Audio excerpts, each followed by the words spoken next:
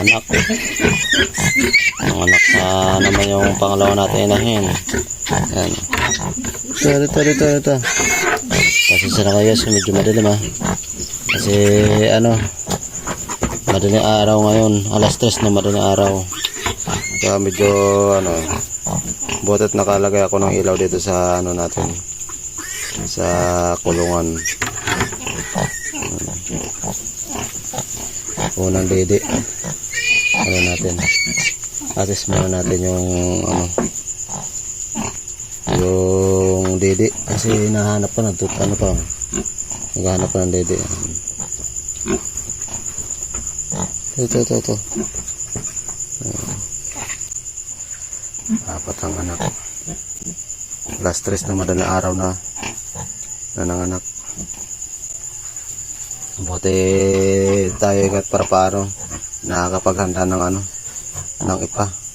Kaya ang higaan nila puro yan ipa. Kaya makapal na yan sa sobrang ipa, sa ano, sa sobrang kalalagay ko ng ipa, kaya makapal na yung kulungan. Makapal na yung ipa. Kaya para naiwasan yung ano, yung putik. Kasi ang kulungan natin lupa lang, hindi simento. Ito nang pala yung anak natin nung nakaraan, no? Nag-iisa lang. Iisa lang ang inanak na ngayon yan. Medyo malusog lang. Nag-iisa lang. Magkatabi lang pala kulungan nila. Yung nanganak ng isa, at saka ito ngayon naman sa kabila.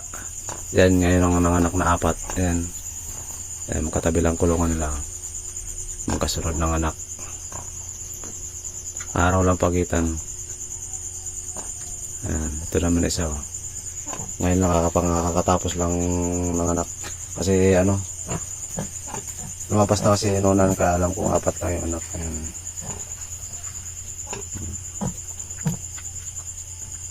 Meron na naman tayong 4 na papalakihin.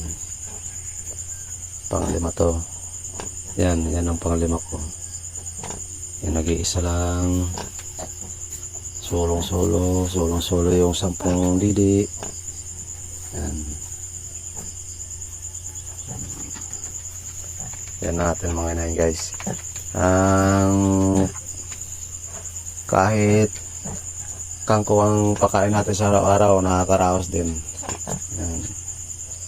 Naka-ano tayo, nakakapaanak ng ating inahin. Kahit kangkong lang, sakripisyo lang talaga sa kangkong. Kasi yun lang ang ano natin na libre. At makakatipid tayo sa gastusin. Sa panahon ngayon na tumal lang ano, walang alos trabaho.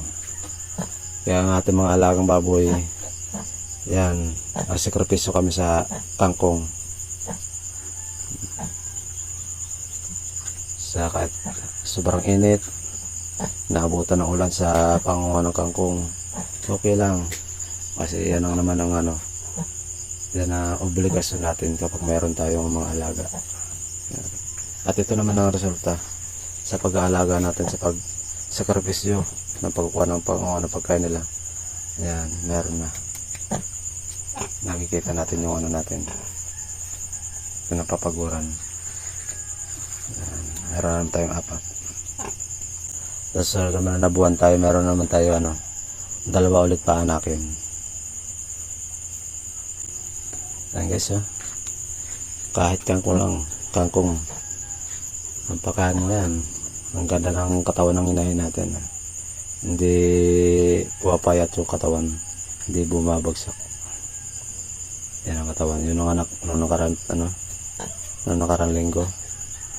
Yan ang katawan yan.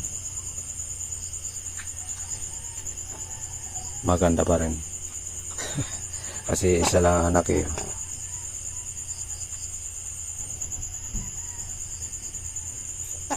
Tahimik na yung 4 na nakadede na yan.